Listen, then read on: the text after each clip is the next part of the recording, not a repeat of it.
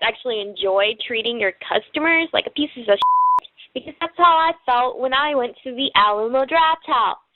Okay? You know what? I didn't know that I wasn't supposed to text in your little crappy-ass theater.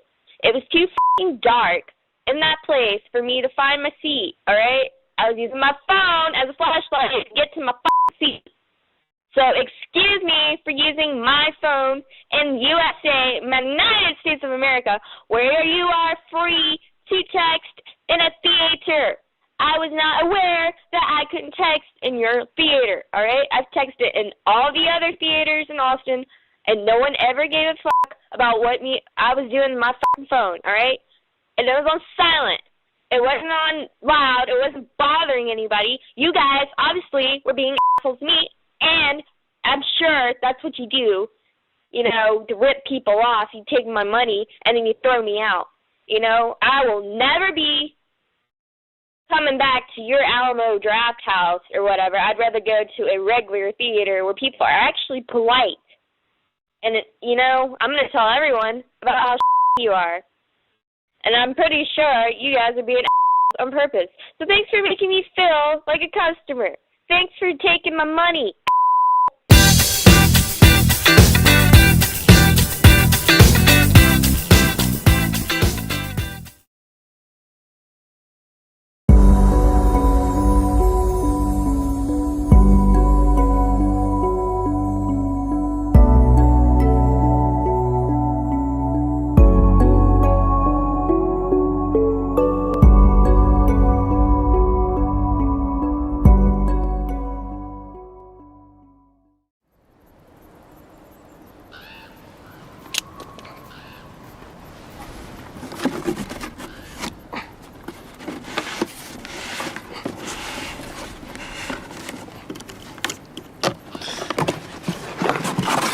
It's chocolate. You should be very proud, Detective. Shut up. You've made a delicious life for yourself. Said shut the fudge up! Why? You don't come near here. You stay away from here. Here he comes. What? Are you listening, David? I was saying how much I admire you and your ice creams. You have incredible taste in fine ice creams. What the fudge did you just say? 6 delicious flavors. They're so lovely. And once they're gone, David, they're gone.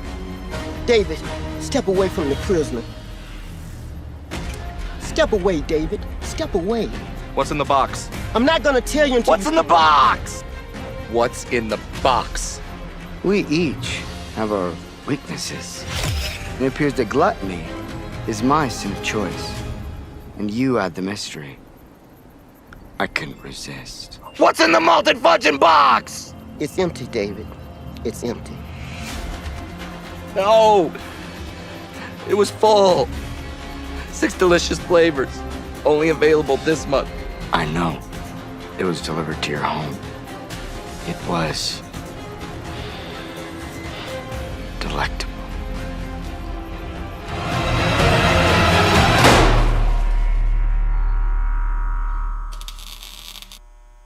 Do you think anybody's gonna get, like, offended by this? Just tall white Karens. Monotony. It comes in all shapes and sizes. Dull, tedious, just plain boring. But what is this? A contender, perhaps? something unboring by the looks of it. Jabs right at dull, an uppercut to tedium, something that keeps you on your toes, keeps your head on a swivel, a knockout punch to your old, boring workouts. Welcome to Fight Camp.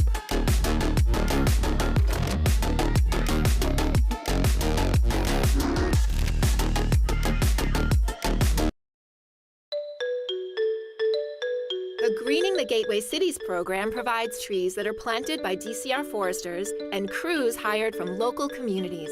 When you sign up as a potential tree recipient, a forester will visit your home or business to determine the best location and species of tree for maximum energy efficiency. Easy care instructions are provided, and it's all free. Find out if you are in the zone and learn more at maurbancanopy.org.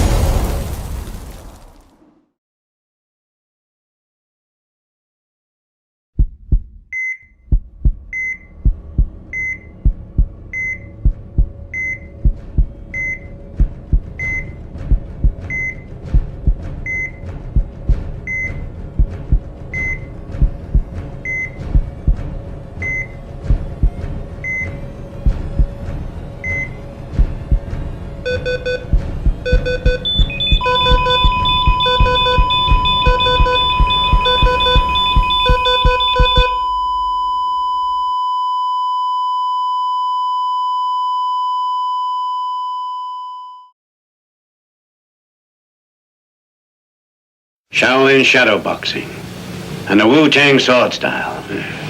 If what you say is true, the Shaolin and the Wu-Tang could be dangerous. Do you think your Wu-Tang sword can defeat me? On guard. I'll let you try my Wu-Tang style.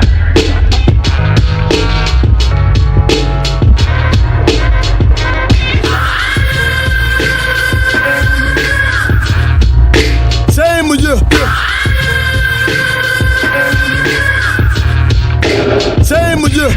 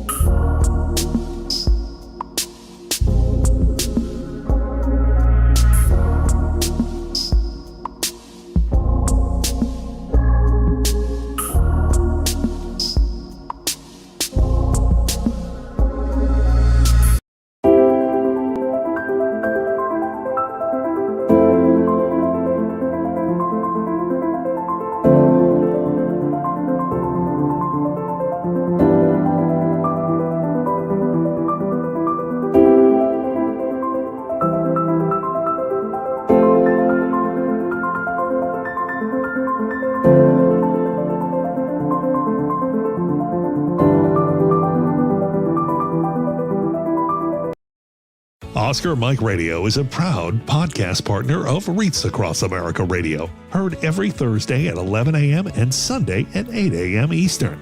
They're also big supporters of the nonprofit I Got Your Six, Two Lives at Once.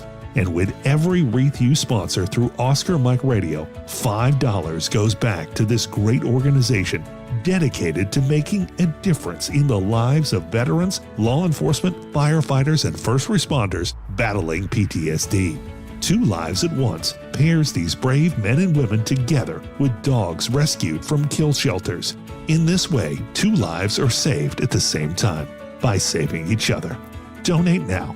Go to reitsacrossamerica.org/Oscar Mike Radio to help. That's reitsacrossamerica.org/Oscar Mike Radio.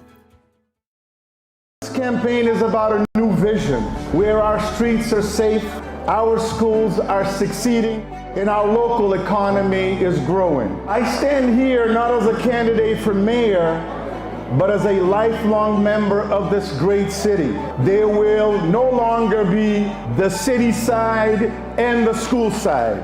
There will only be the Brockton side. Let's roll up our sleeves and get to work.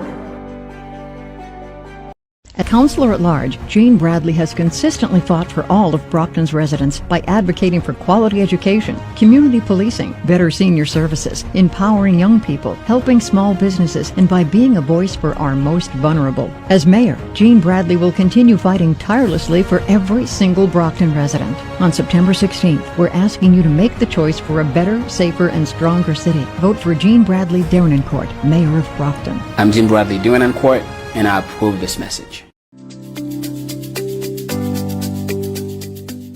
Grew up and graduated from Brockton High, built my career here, and today I'm a proud homeowner and now Vice President of Northeastern Savings Bank, serving the community that helped raise me.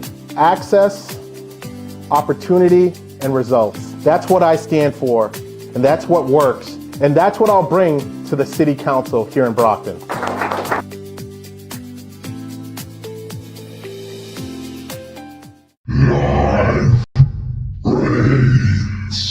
You are watching Moviezoo.com.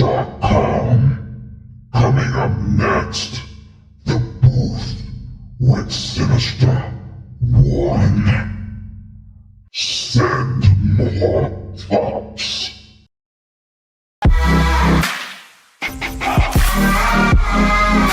It's caught in the crossfire.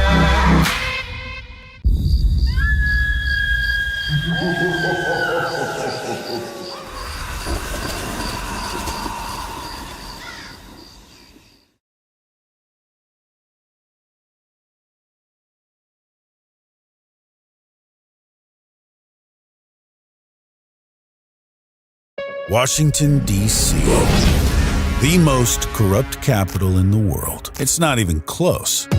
And the corruption starts right here at 1600 Pennsylvania Avenue. Shady crypto deals, pardons for even the worst criminals, a massive cover-up. Protecting pedophiles and sex traffickers, run directly from the Oval Office in the Department of Justice.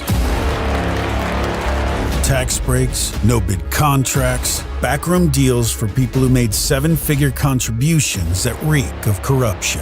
You trusted Donald Trump to clean up Washington, but instead he and his family are raking in billions. And your family? Screwed. Higher prices. Jobs? Collapsing. Grocery prices? Up. Cost of living? Skyrocketing. And every day he makes you lie. To yourself, to your family, to God. You know what he is. You know what he's done. You know what he's covering up. Corruption is a cancer in Washington, and the heart of that cancer is right here.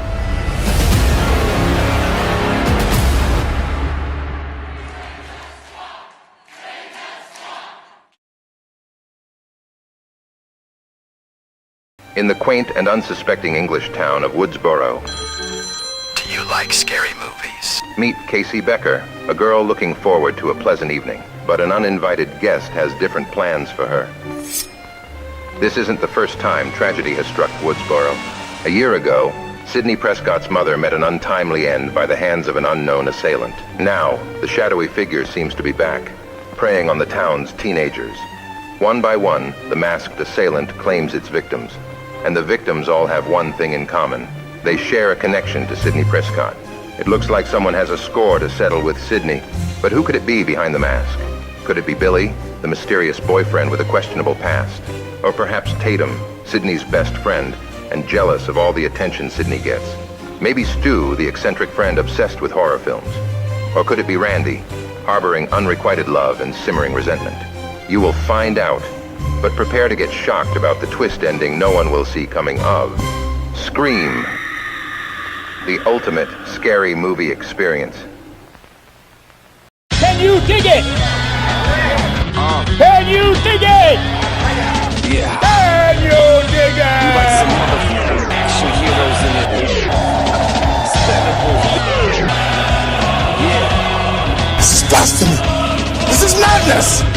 This is our year.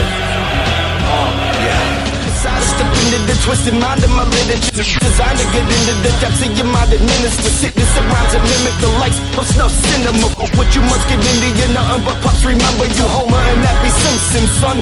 Nothing Ithaca. Talkers like the northern half of Korea's peninsula. ESP your island like the booth, something sinister. ESP your island like the booth, something sinister. ESP your island like the booth, something sinister.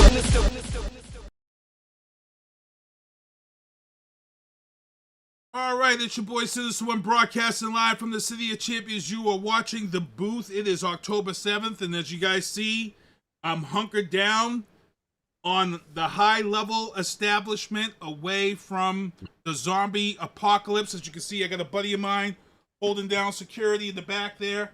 He doesn't look like he's doing a very good job of holding down security, but we're up here in the high-rise of Sinister One Towers. And, you know, I'm safe and sound right now, but as you know, for the whole month formerly Trump Tower of Brockton. You see my guys are on with me. I got to thank my people for on last week. Jim Stapleton, Amanda Gomez, and Soul Stay On Lit were on last week. I got to thank them. But tonight, my guys, first Tuesdays with Ken Diesenhof, Robert Resnick of The Corridor, my sponsor and supporters of the show, Michael Douglas Brito, MDB Electronics. If you need your control and got to get it fixed, that's what you want to do. Deanna Marie, It's Personal, music everywhere, 494,000 streams. Let's push those up and get those up. Tactical Target Systems, if you want those zombie targets, those are where you want to go. Support tacticaltargetsystems.com. And then I Love Boston Sports for t-shirts. And then, ladies, if you want to get your pictures taken, see Kimberly Ann Empowerment Photography. And if you need any type of security, reach out to Underwatch Protective Services and Handyman Services. See my guy, call Larry, 774-826-6549. And before we get into my guests and before we get into the news booth, as you guys know, the top story every week until this guy is caught is this guy right here, Davinci Leonard, 22 years old. He is yet to be caught. We have 2 people now in jail for harboring him, denied bail. And as I said, you know, we've talked about this on the show. Guys have let you know, this is what happens. No sympathy. You hide somebody who committed murder. You're taking that charge also until he gives himself up. So turn him in. Davinci Leonard, 22 years old, for the murders of Tamari Robinson and Savannah. I always forget how to say her name.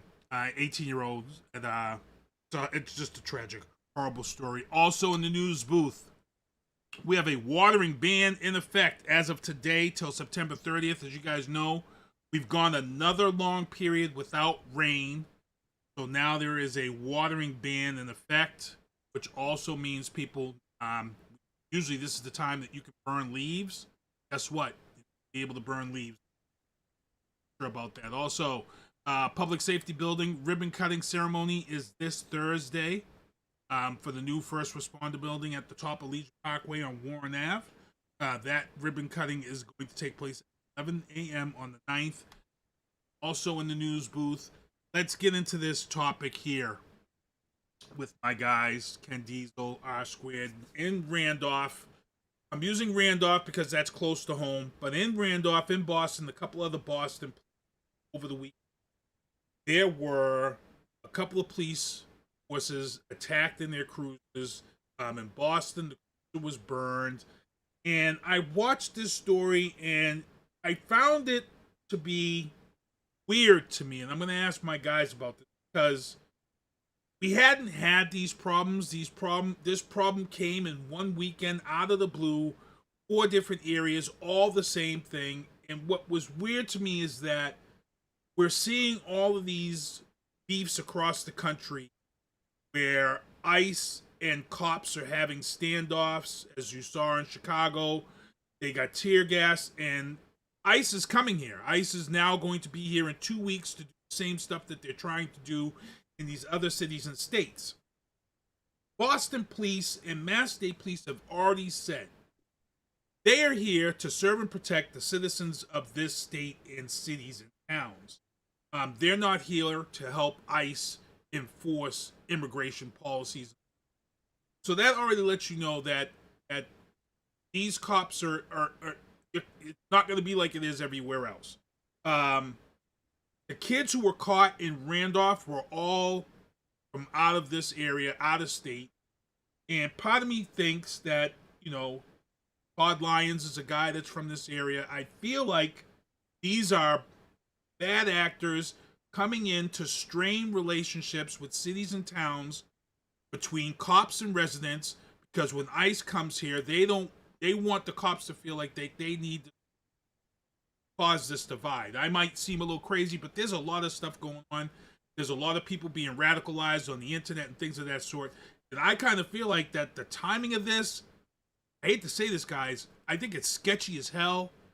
I'm going to go around the horn and give you guys your thoughts and let you get like Ken Diesel start off on this.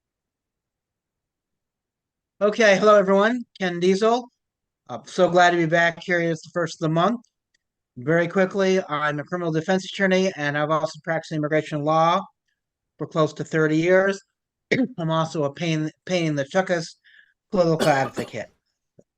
And I agree with what you said. This has really been, this is right out of the fascist playbook.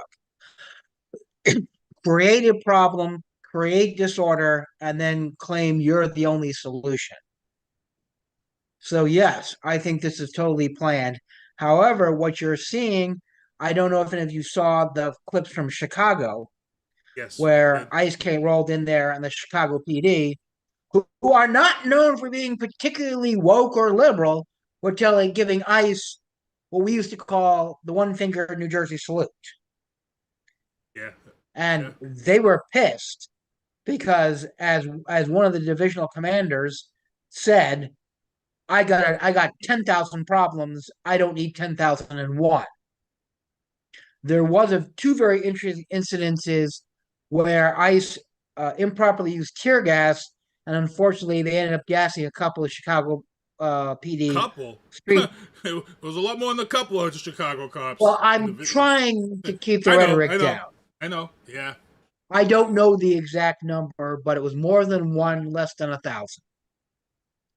Not only that, there was a peaceful protest where a number of protesters were blocking an ICE vehicle from going onto a street. And the ICE was threatening to run them down. And there was a couple of Chicago Police Department officers who knocked on the window and told them, look, you do that, we're arresting you right now.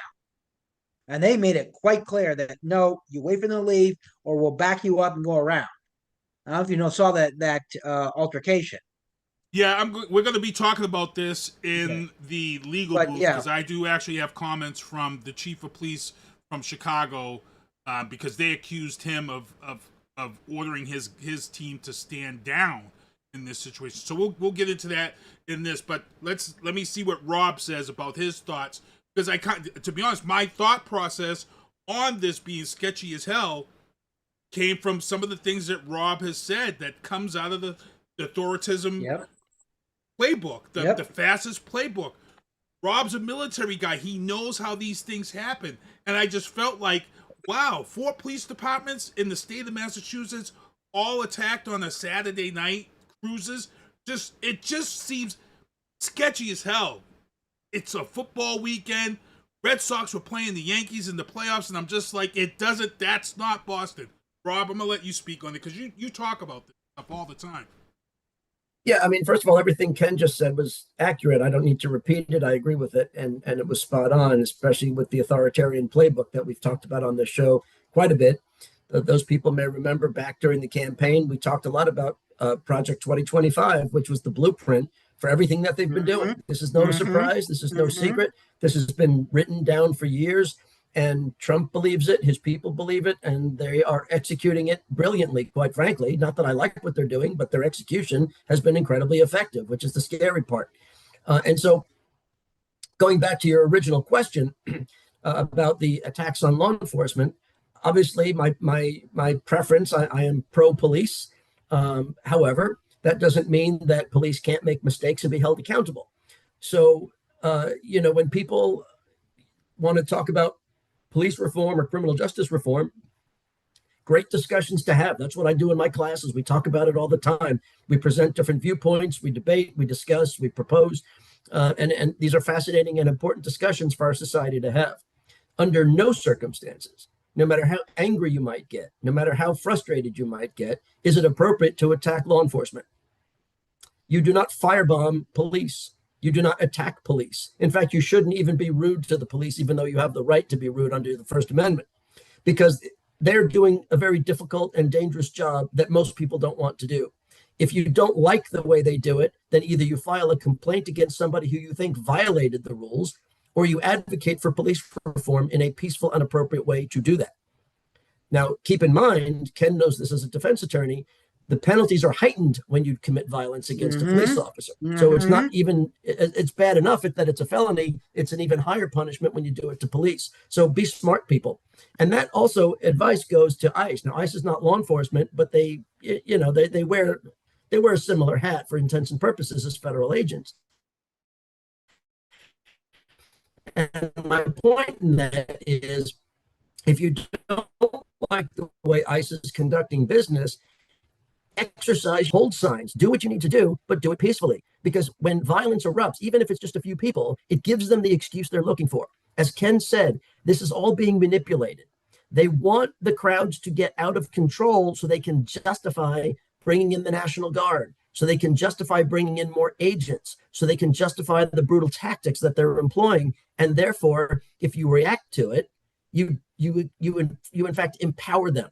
Look at what the mayor of Portland said when they were threatening to go to Portland a couple of weeks ago. They're there, but when they were threatening to go, he said, people of Portland, do go and protest like you have been. Don't give them a reason. I would echo what the mayor said. And I think others have said it too. And I believe in Chicago, they have said that the mayor of Chicago said similar things. Do not, under any circumstances, give them an excuse, no matter how mad, angry, frustrated, whatever. Don't do it. Keep your heads about you or stay home. All right. And so that's really what I would say at this point. I know we're going to talk about a lot of these things as we go. I would say this. Now, in my opinion, ICE is discrediting itself. And if we let them continue to do that, that works to the benefit of people who still believe in democracy. On the one hand, if people, if you enter the country in violation of proper procedure, then there's an accountability, right? And most Americans wanted that. Most Americans did not want the brutality. They did not want the unprofessionalism. They did not want the thuggery that they are seeing from ICE. So don't let them do it. Protest, demand change, hold them accountable, but do not give them the excuse to do it, because they are losing the battle. And so this is what we need to do if we want to preserve what we have. So I'll talk more about it when we get to these issues. Yeah, we saw a city official at a hospital where ICE is not supposed to be, and I know Ken was probably pissed off when he saw this video. ICE was at the video, and she asked. She wanted the warrant, she wanted the paperwork, she wanted all of this stuff, Ken, that you talked about on this show. They refused. They told her we don't have to give it to her. One of the guys shoved her, and then they placed her under arrest. And I know, Ken, I'll let you talk, because I know you were pissed when you saw this video. Oh, yeah. You want me to talk about it now? Well, yeah. That part's not coming up. We can talk about that right now. Okay. Again, for the 412,000 times, I will say ICE is not a law enforcement agency. They're an administrative agency. They have limited police powers. I think the problem is people misunderstood the term police powers. You can have police powers without being a law enforcement official. Parking attendants who write tickets have limited police powers, but they can't arrest you for it. Like most administrative agencies who do inspections, like meat inspectors or OSHA or any of the other, or EPA, have limited police powers to tell someone you're doing something wrong, we're going to fine you. That does not mean they're a law enforcement agency. When ICE walks in and starts acting like, there's some super law enforcement agency, no, they have no more rights than any civilian walking into a public building, and hospitals are public. They have a right to walk in, but they can't push people. They can't refuse to show documentation. You ask any law enforcement officer, if a civilian asks, do you have a warrant? Yes, I do. They have to show it to you. It's a search warrant. It's an arrest warrant. It's whatever. Now, sometimes police officers will try to, fake their way in and ask for consent, trying to bluff you, which is legal. I don't like that, but it's an issue for another day. But they can't refuse to show you the warrant. I don't have to. No, yes, you do. You have to show them the warrant if they ask you. Or you can simply tell them, we don't have one, which is a perfectly acceptable response. What they did to that nurse and those medical professionals was incredible. It's what we call a violation of law under the color of authority. Colonel Resnick can give an entire lecture on that issue. I'll let him talk about it. He's more the expert on that. But I also thought there were certain places that they couldn't do this stuff. I thought hospitals, churches, schools. I thought there were certain establishments. Well, here's the thing. Yes. There's a bit of a dichotomy. They can't affect those things in hospitals and schools and other places. But at the same time, if it's open to the public, we can't stop them from coming in. They just can't do anything. They have observer status. Let's take the Brockton trial court, which you've been to many times. Mm-hmm. ICE, because as a member of the public, has the right to walk into the Brockton trial court during business hours, which are 8:30 to 4:30 Monday through Friday. They can't do anything within there, but they have the right to walk in and observe the proceedings, walk the halls, ask questions of court officers. They just can't do anything because that's what any civilian has a right to do. What they may not do is use their police powers to arrest people or to secure people. That's what they can't do. But yes, can they physically walk into a building open to the public? Yes, they have no less rights than you or I. So that's where I'm really upset. That's where I'm really upset with this because, this administration puts lies out, as we've seen time and time again. The MAGA people eat it up and then they believe all this stuff. And then you've got everybody on social media going back and forth against each other over lies that this administration is just filtering out there and has no care in the world. And I know it's one of the biggest pet peeves of Rob about this administration is the lies and how people, that's why he's always telling people on the show, stay informed, do research. I tell people to do their homework. The amount of people who think that this stuff is true and real, and ICE can do this, or ICE, I don't know how many times I've seen people say ICE can do that. They have this. No, they don't. No, they don't. Here's another interesting thing. I don't know if people realize this, but ICE is forbidden by law from carrying firearms and handcuffs. They are now. I don't know how that happens. No, they can't. I don't know how it happens either, but they are not allowed. Again, they're not a law enforcement agency. That's why it was so important for them to be coupled with other law enforcement agencies who could arrest people who did have handcuffs. Squid, now, add to that? Oh. No, they'll make to say something. There are a couple of instances where I found where agents of the Customs and Border Protection, or CBP, have been seconded to ICE. So they're claiming to be ICE agents, but they're really CBP people. Those people are allowed. Want to add anything to that before we move on to next? Yeah, once again, I agree with everything said, so I won't belabor the point so we can cover more issues. I'll just add one thing real quick, and that is, if you know what you're doing is right, or even if you believe what you're doing is right, you don't have to lie about it, to go to your point. Oh. If all you do is lie, then that is an admission that you know you're wrong. Okay, they're not lying by accident. They're not lying because they exaggerate once in a while in the heat of an argument. They are continually lying, and they repeat the lies, and they lie upon lies. That is proof that they know what they're doing is wrong. All right, and that's a moral judgment, but it's just as good as a legal one for this. That makes a lot of sense. Yeah, and the other thing I was going to say is what Ken just said, that while ICE is not authorized to carry firearms, the problem is they are not identifying themselves, right? They're going around in jeans and T-shirts. Right. And I've said this and before, masks, too. And masks, yeah. So you don't really know who's who. And so it could be that they are from another agency, which does maybe have the right to carry firearm, in which case I it's feel like not they're Proud obviously Boys. wrong that some I of feel these like ICE they're agents or militias. purported ICE agents are carrying because, you know, they might be authorized to in the agency that they come from, in which case that would carry forward. I think they're at risk with some of the tactics they're using, but that's a different issue, at least for now. The other thing, and I think we've talked about this, I don't know if it was on the show or if it was in one of our preparatory conversations, but I think it's in the corridor, but I am very concerned that they were using this as an excuse to allow people, in other words, that ICE concealing itself, they are using it to augment ICE with Trump's, you know, political allies, right? Proud Boys, militias. Oath Keepers, Which who is, don't care about the law. by the way, illegal. Yeah, it's illegal, right? But here's the problem, and this is the authoritarian playbook. Congress will not hold hearings into this. Congress will not hold oversight hearings into this. They will not hold the administration accountable. Only if the Democrats win control of Congress, and then Republicans will come in and continue to just refuse to answer questions and lie. People from the administration, I mean, because nobody's making them answer questions. And so what you have, in my opinion, and I'm not a conspiracy theorist, you all know that. I reject conspiracies. I hate people who traffic in conspiracies. Either get the facts or keep quiet.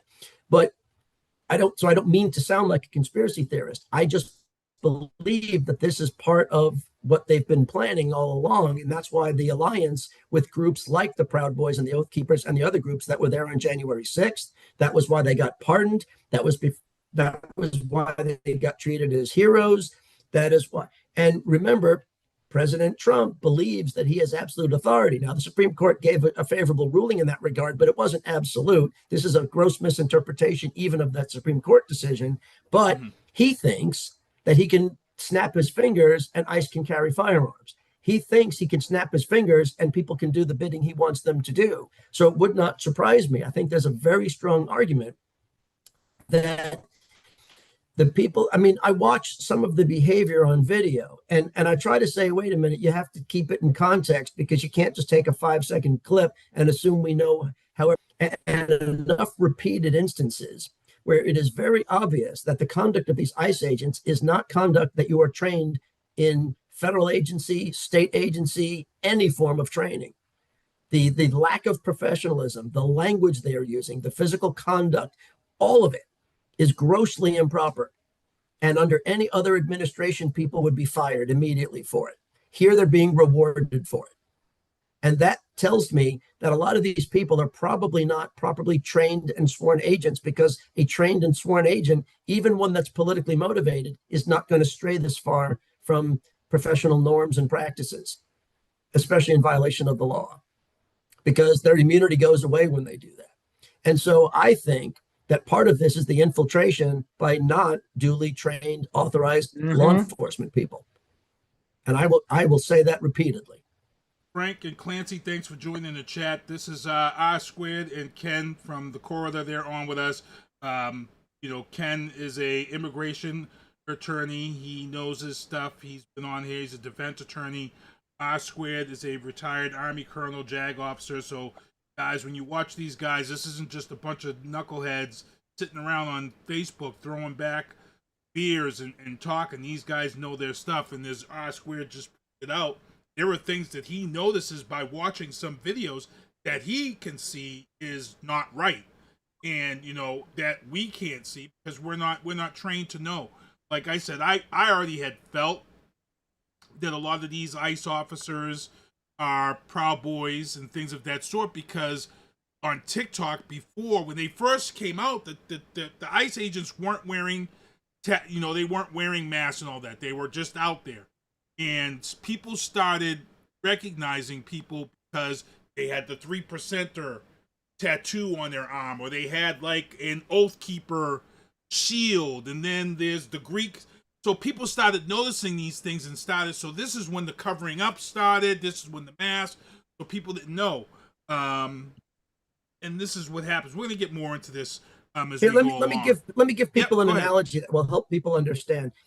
I'm sure a lot of people who listen to the show watch the Old West TV shows or the Old West movies. And in the Old West movies and TV shows or what have you, you have a sheriff, maybe a deputy. You don't have a big police force, right? That's the way it was. You had a marshal.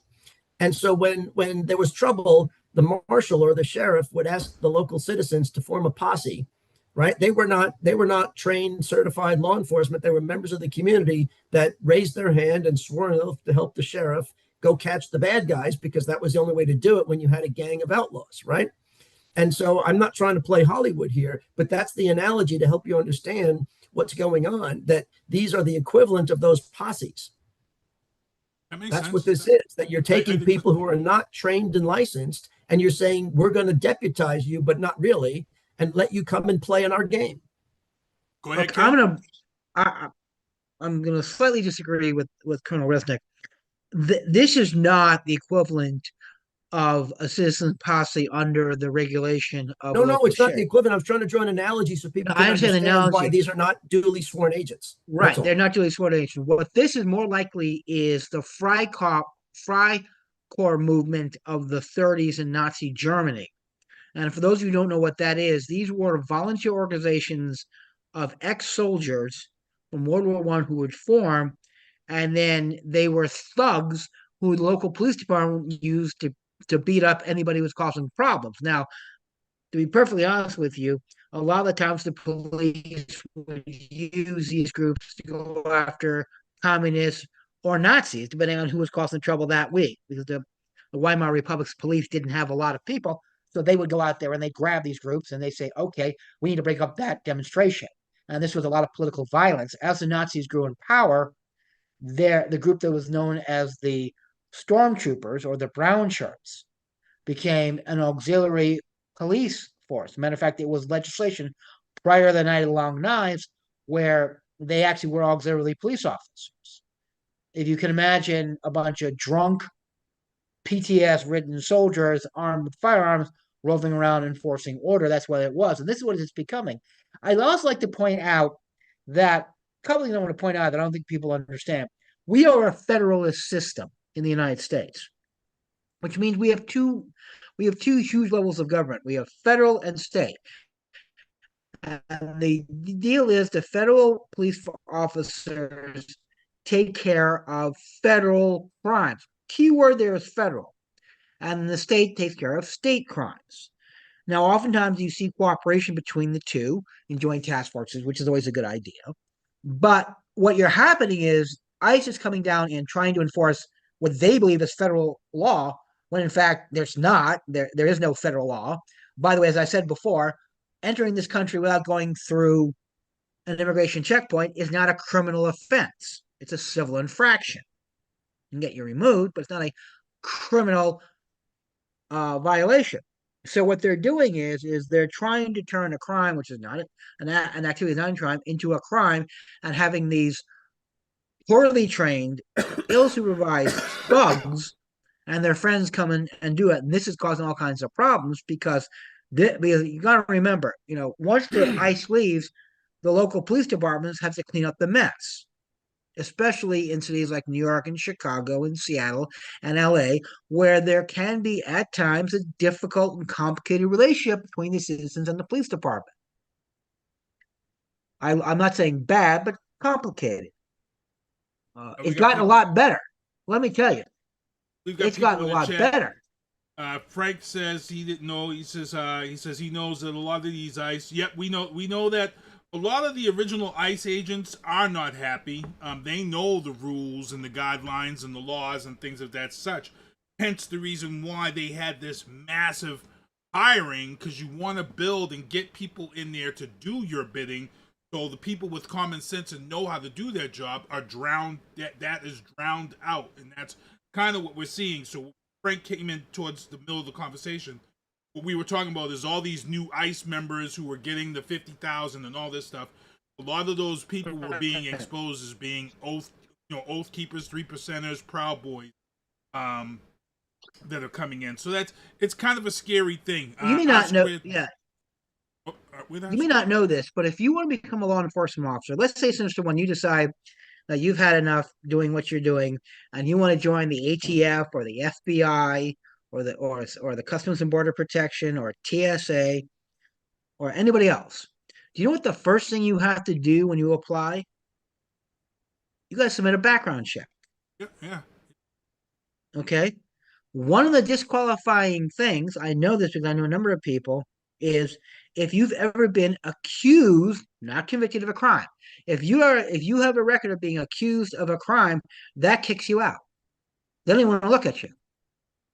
I had a very good. Frank Zanowski, who's a retired cop, he says this is the problem when you have political intruders on law enforcement. Yep, yep. Now, ICE, because it's not a law enforcement agency, doesn't require a background check. At least not the initial stages. Because again, they just had Dean Cain sign up. Yeah, well, that's a stunt, right? When people do that. I agree with Frank. I stepped away for a second, but I was listening. I agree. Again, I say this every time we talk about the police. The overwhelming majority of law enforcement, federal, state, and local, are excellent. What we see on television are the ones that are not. And so we always have to remember to be respectful of the profession and hope that and encourage the profession, make the profession clean itself up as it needs to.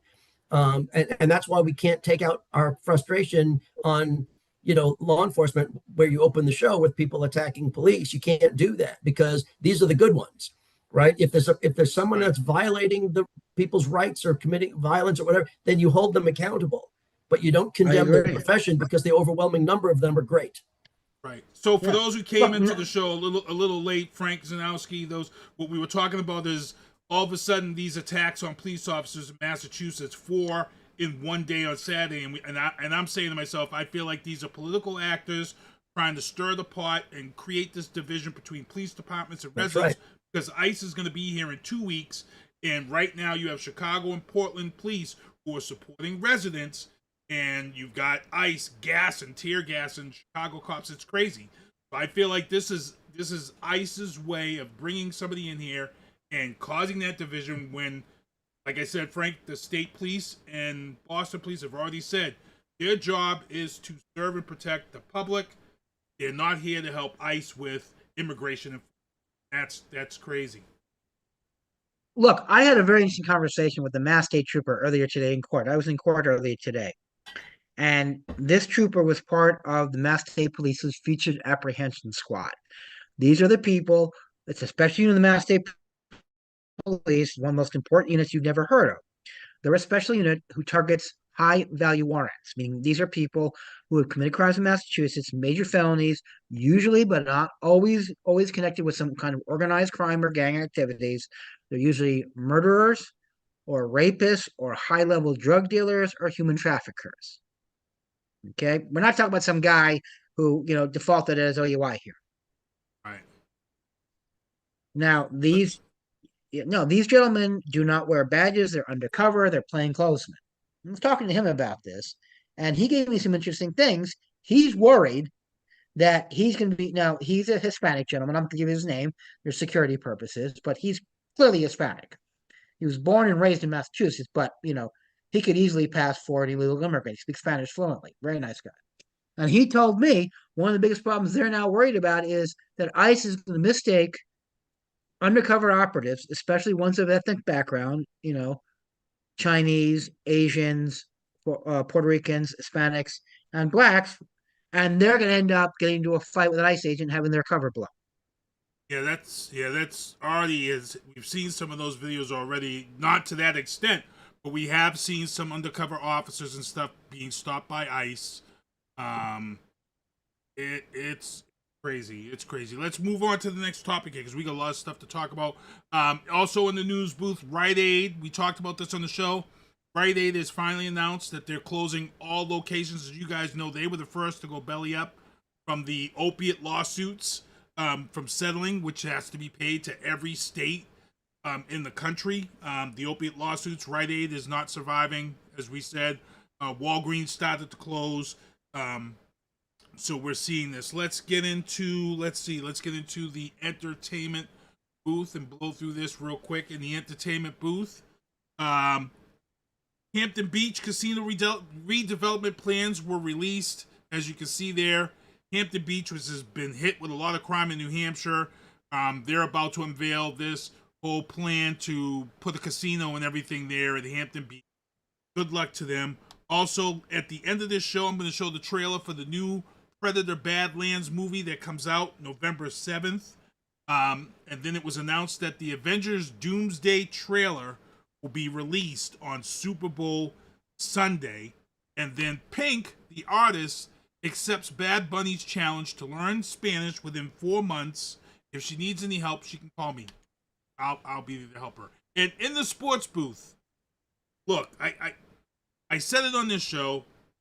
I said when the schedule was released, I said Stephon Diggs was going to have this 2 dates marked on this calendar, and these were going to be games to watch. But yet, in my picks this week, I picked the Bills. Patriots win 23-20. Stephon Diggs, 10 freaking catches for 150 yards, all because I've lost now. Me and R Squared are in our booth picks game, and I was up by 1.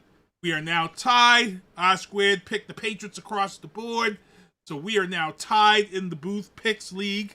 And he can gloat on that. But I got some stuff I got to talk with you guys, because the Buffalo has lost. Patriots have the Saints in New Orleans. There's a good chance the Patriots could win that. But also in the sports booth, Cabo Verde, Cape Verde, can now become the second finalist to FIFA World Cup. All I got to say is if Cape Verde makes it to the FIFA World Cup and the FIFA World Cup is here, Brockton is about to be insane for FIFA people. Frank, if you didn't hear about that, it's coming. UFL is moving out of Memphis, Michigan, and San Antonio to smaller locations. And then I have these guys on here with me. There's 2 weeks that we talk. There's 3 things we stop and take time to talk about the NFL. And it's this right here.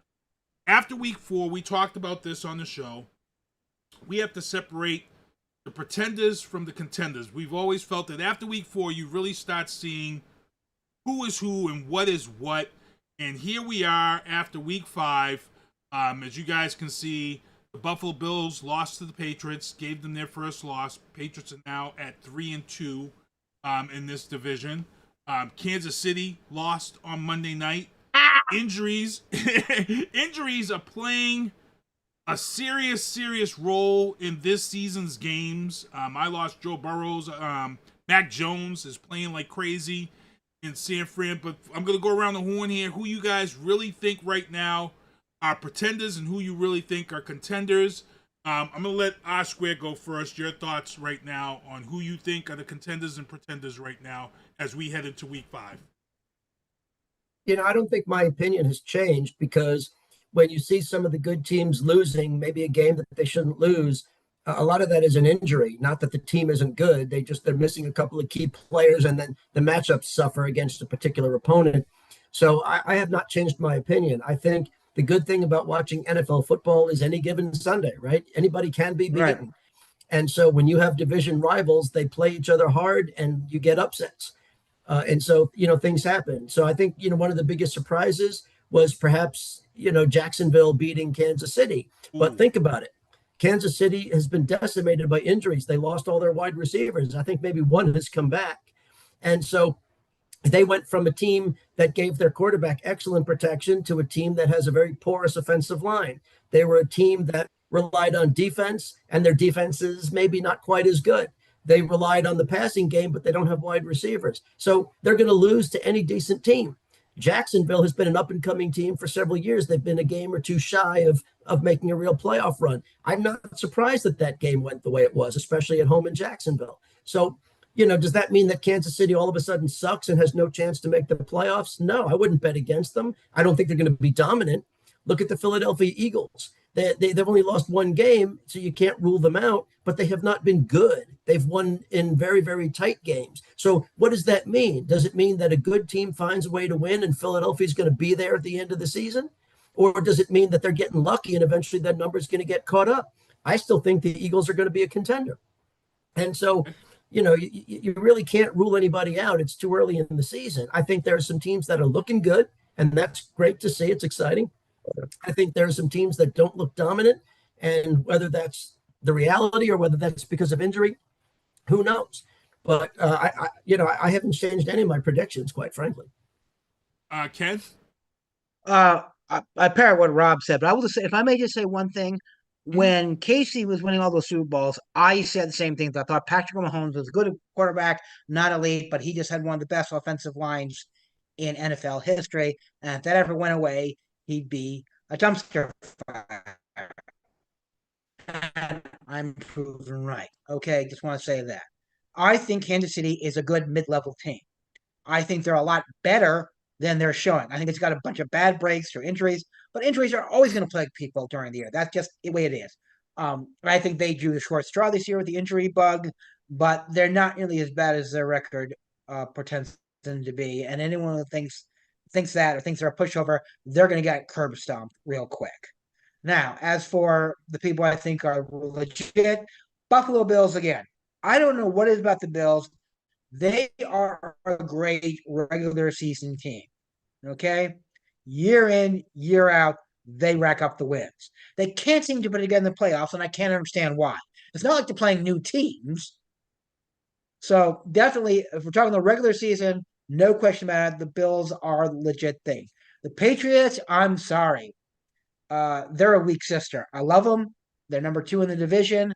I'm gonna back my Pats, but they're getting away with a lot of crap this year. They should not be 3-2. They should be 0-5. Is what they should be. But hey, sometimes it's better to be lucky or good. Always lucky. I agree.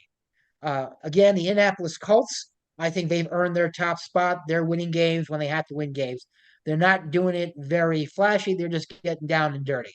I think Jacksonville is getting a little lucky. I'm on the fence about them. Maybe they are, maybe they put it together this year. Maybe they're taking care of business, and they're the Rodney Dangerfield of the AFC. Get no respect, or they could be a joke and getting lucky. As for everybody else in the AFC, Loserville. I'm sorry, including Kansas City. They're 2-3 and they deserve it. Maybe they'll turn it around. Never count Kansas City out. They can turn around. Baltimore, I'm a little surprised. I don't know what happened. Maybe they just need to blow it up and take care of business. But whatever. As for the NFC, I disagree with Rob. A win's a win's a win's a win. I don't care if you win by 1 point or 10 touchdowns. If you can put points on the board and take care of business even in tight games on a consistent basis, that means you came here to win. Now, are they playoff bound again? Probably. Are they Super Bowl bound? I don't know, but they're definitely a team to watch. And I think they got the big bullseye on their back in the NFC because everybody's out to get them. Detroit's the same way. They're taking care of business. Again, another team that can't win a playoff game to save their lives. I don't know. I'm sorry. Since they won, did the starting lineup of the Lions last year in the playoffs get thrown into jail and I wasn't noticing? Yeah, that was horrible last year. That I had Lions picked all the way last year. Yeah, so did I. It just but didn't I think show up. Maybe they just got a little nervous, got a little scared. They've been there, so I'm really thinking the Lions are a team to watch this year all the way through. I think the Buccaneers are your posers. Okay. The NFC South's always been a joke. It's always been a joke, but I like Tampa Bay. I like their fans. They're very loyal. They're a good bunch of people. I like the city of Tampa Bay. I really do. And I'm happy for them that they're on the top of their division. Although frankly, they're playing the other teams are the Falcons, the Panthers, and the Saints. So not saying much. Tallest midget, best hockey player in Oblivion, all that. But they're a fun team to watch. Right. But I don't. I think they're glass draw. And last but not least, the Niners. Please. I'm sorry. I mean, I'm watching. They're super I'm watching them. You know why? Because I'm a Mac Jones guy. I really think Mac Jones got the raw stick here. He had a line that couldn't last 2 minutes. If Mac Jones had time and if Mac Jones had receivers, Mac Jones would have been a pretty good quarterback here. But he didn't have all that. And now he's prospering in San Fran. It's great to see. What's going on, Gary Keith, in the chat? Ken was talking about the Eagles. He shifted to NFC and he was talking about the Eagles. Right. Tampa Bay. I think Tampa Bay and Baker Mayfield. I think they're pretenders. I think it's their thing is going to blow up. I'm going to keep my eye on San Fran. I like the Patriots. The schedule for the Patriots is super easy this year. I think they can steal the 2 from Buffalo this season and put them into the playoffs. Thankfully, Miami lost Tyreek Hill for the season. That's their wide receiver 1. So I don't see Miami or the Jets as a threat to the Patriots at all this season now. I think it's the Patriots' destiny to make this playoff run if they can. But, we'll see. Like I said, injuries is the big part of this season. Injuries are killing teams. Every week it's I'm somebody. sorry. I don't mean to interrupt you, but we say this every year. Every year his injuries are killing teams. I mean, I swear to God, I guarantee you, if we went back to 1978 and the Pittsburgh Steelers, the Steel Curtain, we talk about injuries back there. Every year, some team seems to rack up injuries. I don't know, it's a BOGO sale, buy one get one free. I just hate it because it's all tied into the betting, and that's where I'm not happy, and that's a whole different show to get into. Don't get me started on that one. Let's get into the legal booth. We're at 7:45 in the legal booth. Judge slams Donald Trump. This is from last week. I wanted to keep these guys for unconstitutionally. Remember this, people. Unconstitutional. Learn this word, because this is what you're hearing a lot of in some of these findings with the Supreme Court and some of these judges. He unconstitutionally targeted pro-Palestinian students. In other words, when ICE came here and grabbed a Harvard student off the street in Chelsea and shipped her off to Louisiana, which had Ken losing his absolute effing mind on this show. Ken said it. Ken said, "I don't agree with her comments. R Squared is a teacher." Both of these guys said, "Hey, we're Jewish. We don't agree with her comments in the paper that she wrote, but she has freedom of speech to write that paper as she should." Both these guys supported her, and both these guys said she should have never been snatched off the street by ICE agents in the city of Chelsea. I'm gonna let R Squared talk about, because he is a teacher. He's a scholar. So you called it. You called it from day one, R Squared, and Ken just followed your lead, but you called it from both sides, man. Well, look, this whole attack on higher education is part of a bigger issue, right? It's not an isolated thing. It's not really just about higher education. You're taking away the sources of opposition. The way to control people is to deny them education, to deny them information. And so think about it. What is the real problem with the Ivy League schools? What is the real problem with any tier school? Because they're all being, denied their grants. They're all being denied different things. It's to throw disarray into the higher educational system. It's to make people afraid to speak out. It's to make people afraid to employ the curriculums that they know to be correct for their students and their programs. It's a combination of a lot of different things. And so, the federal government, the Department of Education, yes, they have influence because they have the money of, giving grants or not giving grants. And so that's always been an issue in play, right? That's not new. However, it's never been politicized to this extent. So, for example, when President Trump talks about anti-Semitism at Columbia or Harvard or MIT or any of these other universities he's targeting, he doesn't give a crap about that. He's never given a crap about that. He's a racist and a bigot himself. He doesn't care about that. It's the issue is that he's using that as a wedge issue. He's using that as an excuse to try to manipulate these colleges. And he did the same thing with the law firms. Remember, with the law firms that he went after, those law firms never did a damn thing wrong. They did nothing wrong. They represented their clients. They did it professionally, competently, with dignity. They did nothing that would be, raising an issue of any kind. And he went after them too. Same thing with the schools. I disagree with a lot of what's going on these campuses, right? I was critical in real time about the way the campuses were allowing some of these encampments and things like that. And I said that crosses the line. That goes from speech to criminality because of trespass and violence and interference with other people's civil rights. But that's not what Trump cares about. That's not what they're doing here. What they're doing here is they're attacking the institutions that are a threat to them. And so you're getting rid of law firms because, they would represent clients and win in court. So you make sure that law firms won't represent people in court anymore. You can't win in court, so you make sure nobody sues you.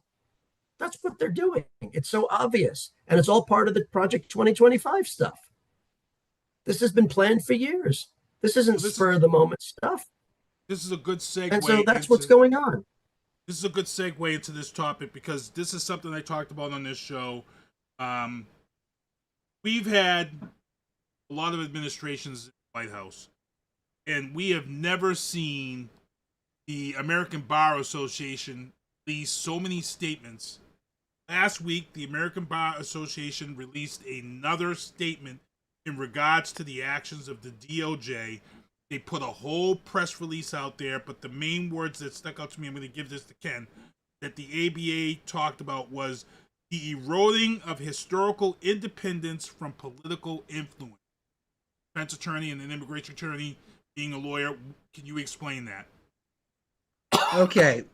To sum it up, we have something called the rule of law in the United States, and that basically means the law will be applied indifferently, regardless of race, creed, color. There's the law, and it will not be used for a political purpose. And we're also a country of institutions. Institutions are going to be neutral, whoever is in charge. Different policies may come out, different policies may be enforced differently. That happens. What the ABA is saying is you are throwing that under the bus so an individual can get his way regardless of what the rule of law states, but what institutions are supposed to be doing. We're getting away from what we call net neutral society, meaning as we may have policies that change, but the institutions and the way we apply them do not. We may not like them, but we will follow the rules. And this is what the ABA is saying. We're not even following the rules anymore. Not even trying. Squid, your thoughts on the ABA? Because we haven't seen the ABA ever, but we've seen the ABA release more statements under this administration. I tell people, wake up, pay attention. When you see the things that we don't normally see, that's when you have to open your eyes and realize you're a JAG officer. Again, ABA releasing these statements is crazy. Under our democratic traditions, whether it's the law or custom or anything else, we accept that, we have litigation, somebody wins, somebody loses, and we move forward. That we have the independence of the judiciary, the independence of the different branches of government. We have the role of the government and where the government needs to stay out of private business. And so this is an effort to undermine the court system and make sure that it doesn't get to operate independently because it's the only check and balance that can hold Trump accountable. I say Trump, the administration. The administration is Trump. And so, that's the challenge. And so this is unprecedented because what this administration is doing, and again, this goes back to the playbook, this is nothing new or surprising, is they firmly believe that one side is good and one side is evil, when that's not what democracy is. That's not, we have multiple sides. It's not even two sides. We have multiple sides of issues. That's coming up. Okay, well, then I won't cover it now. And so, but I do agree that this is what they're doing, what Ken said. And I'll just make one last point going back to what I said about the law firms and the universities. Any university, any law firm, any such entity that agreed to settle to Donald Trump's blackmail, his ultimatums, when they did nothing wrong and would have prevailed legally, should go out of business. Those law firms should lose their clients. I would not go to a law firm that capitulated that way. That is the ultimate in cowardice. Would I trust a cowardly lawyer to represent me in court? No, I would not. I want somebody who's going to fight for me and win. And so those law firms think they were being clever by giving Trump millions of dollars and agreeing to give him free legal services and all the other crap that they agreed to. They should go out of business. Nobody should use those firms.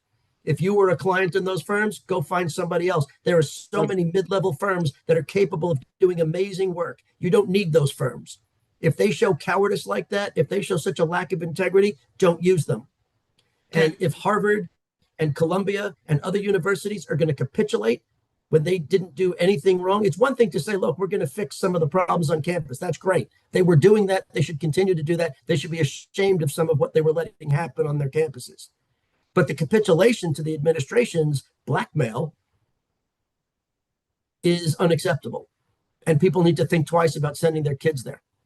So to move on from this topic, but I got to give this one to Ken, who's also an attorney. Ken, like we saw when Trump's first term ended, when this term is over, do you think the ABA has a list? And do you think we're going to start seeing people disbarred like we saw after his first term, and they started going around and disbarring all these people who pushed that whole hoax vote? Are we going to see that this time around also? I'm not so sure there's a list created. I don't think there's some secret list someplace in a basement and safe. I do see that I think a lot of people are going to suffer public shaming. They're not going to be able to serve on the boards they are. They're not going to be offered the jobs and the positions in academia that they would. And you may see independent investigations propped up from local boards of bars saying, you done screwed up and we're going to punish you. At least I hope so. I think, one of the few things that gives me a little sense of hope is that the amount of pushback that's going on. People are not taking this lying down. There are people standing up and saying, you're wrong. Now, Rob said something about these law firms that buck within, and I agree with him 110%. Those law firms should go out of business. They've lost the right to practice law as far as I'm concerned. But there are law firms, there are individuals, there are academians, there are institutions who are going, bring it on. What, you want to go down? I got nothing better to do. And I'm very proud to see that. If I can give a quick example, a couple of weeks ago, when I first threatened to come here, a number of the organizations I belong to sent out requests for lawyers to be ready on call. I got the email at 9 a.m. I was in court. I couldn't do it. I had to go back to my office. By the time I got back at noon, 3 hours later, all the slots had been filled. And they had a waiting list of people ready to respond. So think about this. These are all lawyers who we're not getting paid for this. This is volunteer activity. But there are lawyers who are willing to drop everything they were doing to potentially do that. It gives me a little hope. I do think that there are going to be a lot of scores to settle after this is done. I think there are going to be a lot of people who they may keep their law license. They're going to be up Bleeps Creek professionally because no one's wanting to hire them. Wow. Because remember, a lot of these people, when they leave government, they go to academia, or they go to major law firms, or they go and I don't think people are going to say, nope, we're not touching you. You're a pariah. I think the prime example of this is going to be Rudy Giuliani. Remember him? Yes, yeah, he was disbarred. People forget that at one time Rudy Giuliani had a very high favorable rating. America's mayor. He was a huge mob crime buster, and now look at him. He's a freaking clown. He's filing for bankruptcy. And I think we're going to see a lot of that. Yeah, if I could add, Ken is exactly right. And that's the point about this issue, is because you have people after the Trump's big steal after the 2020 election, that they were knowingly presenting false information in court. That's why you get disbarred. It wasn't the politics. It wasn't the ideology. It wasn't supporting Donald Trump. It was lying in court. It was violating your professional ethics. That's why. It's nothing to do with politics. And so right now, what you see is, on the one hand, we have to be very careful, to understand that there is a connection between, the politics and what these folks are doing. So we have to make sure that there's a real line that they cross. And so Rudy Giuliani crossed that line, as did many of Trump's other legal teams that were bringing fake cases. They knew there was no evidence. And because Trump wanted them to file suit, that's why he lost all 70 or 70 out of 71. And he didn't win the other one. That just failed. Right. And so in all of those cases, the judges said, there's no evidence here. You're filing claims with no evidence. And those counsels stood up and lied, which is why they got disciplinary action, including being disbarred in some cases. Yep. And so now what you see is members of the administration taking it even further. They are outright lying and violating their professional ethics and violating the law. And those people should be held accountable. But there has to be a very clear designation, a very clear distinction that this is not politics. This is not about liberals, conservatives trying to go after each other, because then that cycle continues. There has to be a designation, and I think it's very clear. It's clear to people who are paying attention that this is not about what policies you advocate. This is about the fact that you're violating the law. Intentionally, knowingly, willingly violating the law, violating the rules of ethics, violating your responsibilities on behalf of a political master who doesn't give a crap about you. He'll pardon you, maybe if you're lucky, but he doesn't care if you're disbarred. And maybe these people don't care either because they get paid, right? Rudy Giuliani declared bankruptcy, but that's because he had that huge judgment by the two women in Georgia that he just would not stop slandering. So of course they took his money. But most of these people are not going to suffer slander or libel suits. They're just going to suffer professional ethics consequences, and they're going to get paid nicely for it. That's the problem here, that they're going to make their money and they don't care about their law licenses. Wow. Crazy stuff. Let's move along here because we still got a lot of stuff. In Portland, a federal judge halts Trump's administration of calling up the National Guard to the city of to Portland. Chicago has their lawsuit looming. As you guys know, in California, they were already shut down there because why? Unconstitutional to bring military troops to cities. What they're doing, people. Learn your Constitution. I see a lot of people on my Facebook page who don't know the Constitution, and they're saying all this stuff, and it's they were out here. Here's the thing, people, and this is how I explained it, and the MAGA people's heads were spinning. I had one guy, Steve Reader, on my page, and he says, well, didn't the crime rate drop in Washington when they put the... And I said, look, you dumbass, here's the thing. If it does drop, here's the thing. What you're paying in taxes for the military to be in these cities, if you took that money and paid cops that money and put that same amount of cops in the street, you're going to have the same results.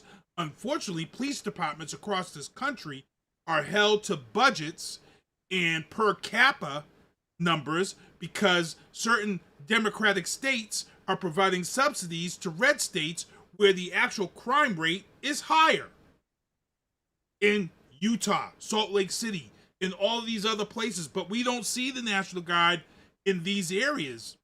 R-Squared told us this a while back, that we subsidize these poor counties, these poor red states who have bigger crime issues, but we're not putting those people. We're not putting those people. And, you ran a whole campaign on Back the Blue, and right now, every state that they've gone into and brought ICE in and brought the military in, what was the first thing they said? Chicago's a shitty police department, they're corrupt. Portland's a crappy police department. All of a sudden, it's F the police. It's not Back the Blue, it's F the Blue. This administration is turned on these guys, on police officers so fast, and shame on those guys who voted for him, because I know Ken is a big one about this. Couldn't believe it. Square's shaking his head. So before we move on, you guys want to add on to that? No, I think we're good. Yeah. Frank in the chat says, doesn't this look familiar? Look at other countries that are run by dictatorship. They use the military, police. Exactly, Frank. And that's what R-Squared was talking about on this. If you guys didn't hear, Donald Trump is to speak with the DOJ because Ghislaine Maxwell's appeal was denied. And he is now talking about the word pardon is coming up again. Who wants to touch base on this real quick? On this possible pardon? Going to give it to the defense attorney? You want the defense attorney to get on it? I think we've talked about it on the show. I mean, the president does have pardon authority. The Constitution never thought, or the framers of the Constitution never thought they had to, better define it or limit it, because they thought that, elected officials would be held accountable and use the power responsibly. And up until now, the first 46 presidents have. And so, Ghislaine Maxwell loses her appeal as she should. There was no valid appeal to bring. Her conviction was proper. Her sentence was proper for what she did, engaging in disgusting human trafficking, participating in sexual assault and everything else. And so, because she kept her mouth shut because she's not diming out Donald Trump or anybody else for that matter that's been involved with Jeffrey Epstein. The quid pro quo was just for agreeing to speak with Todd Blanche, which was a very unusual thing to happen in the first place. She got moved into a minimum security prison, which she's not even authorized to be in because of her conviction. She's supposed to be in a maximum security prison. They weren't even authorized to do that, and they did it anyway. And so that was a quid pro quo for her playing ball to keep Trump's name out of it. And now that she lost her appeal and to keep her loyal, they're going to pardon her. Watch, it's going to happen. As soon as there's like a quiet news cycle, he's going to do it. Yeah, go ahead, Ken. Here's the problem. That I was having this conversation with my rabbi during the Break the Fast, Yom Kippur. This came up. Now, she's married to another bar advocate who I have an infinite amount of respect for. And she pointed out something interesting that her husband had told her. Once the pardon is issued, you can't take it back. Okay? Which means they lose all the leverage over her. There is nothing stopping her from going on the lecture circuit or writing a tell-all book that names names. There's not like they can take it back and stick her into jail. There's not like they can retry her. So that is the only reason that maybe she won't get it. Because once they give her the pardon, cat's out of the bag. Can't unring the bell. Horse has left the barn. Train left the station. Take whatever cliche you like. No, you're absolutely right, Ken. For those who aren't watching the video, I was holding up money. They'll just pay her off. That's why they can do it. Well, yeah, that's possibly true. And I'm just wondering, part of me, and I hate to say this, this is a cynical part of me, hopes she gets the pardon so she starts naming names. Right now, I agree. If I thought that would happen, I would agree that they should pardon her yesterday. But she's a liar, so no one's going to believe her anyway. Yeah, well, well, it's the old joke, two lawyers are sitting at a table and one lawyer goes, "You're lying to me, you're lying to me." And the other lawyer goes, "Yes, I know, but just hear me out." Let's get into the Trump Troubles segment. Oh, I forgot to change it to the new one. I'll have to change that for next week. Let's get into the Trump Troubles. In the Trump Troubles, gotta mention Vote 48 takes place November 2nd at Gigi's Function Room. This is the event that I put on for every election to speak to the undecided voters, because in Brockton we have horrible voting numbers and we have too many elections here decided by 5 votes or less, which also comes from low voter turnout. So please come out on November 2nd. Also, last week we all saw the Trump speaking with the generals. They brought all the generals together in one place. Hegseth made this crazy speech that was out of control, and then Trump mentions to the military that he wants U.S. cities to become training grounds for the military, which led to retired General Hertling unleashing a scathing rebuttal. I know that R Squared had also shared that rebuttal on the Corridor, so you can go and check that out. R Squared, who is also a retired military personnel, I'm going to let him speak on that too, and give him his. You know what? There's really nothing to say about it. It's just plain unconstitutional. The American military does not train against American citizens because it doesn't act against American citizens. This is not about training the military. This is all part of what we've been talking about. I think Frank made a comment about it earlier, and that is Trump is trying to desensitize the American people to seeing the military on the streets. He's pretending it's about crime because crime was a big campaign issue. That's a big reason he won. It's a big reason he won both times, was because they made crime a big issue and the American people it resonated with. And so they get used to the troops being there because they're helping with crime. They're keeping people safe. Now, most people see through that, but not everybody. And so the bottom line is, at the end of the day, the longer that people see on the news that troops are all over the country in various cities, they become desensitized to it. And so what happens next? They're there for elections. They're there to prevent the transfer of power. They're there to make sure that people who were elected that Trump doesn't like don't get to take office. They're there to make sure that people that he likes that lost suddenly find themselves winning. And so when people talk about what's going to happen in the midterms and, whether the Democrats can win or not, that's a big if right now for another day. We're almost out of time. But the point is, if the Democrats win, the military may try to prevent those votes from being certified. More importantly, for the next presidential election in 2028, if Trump thinks he's going to win in violation of the Constitution, I don't see how he would do it, but he's just going to do what he wants because he dares anybody to defy him. And again, people will be used to seeing the troops. This is not about training the troops. This is about using the troops to threaten the security of the American people and the security of our republic, the security of our Constitution. Now, what people forget is the military takes one oath, and that's to the Constitution.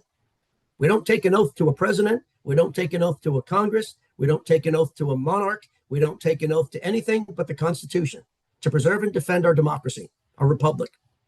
That's it. And anybody in uniform that professes to anything above that should be out of uniform, should be gone.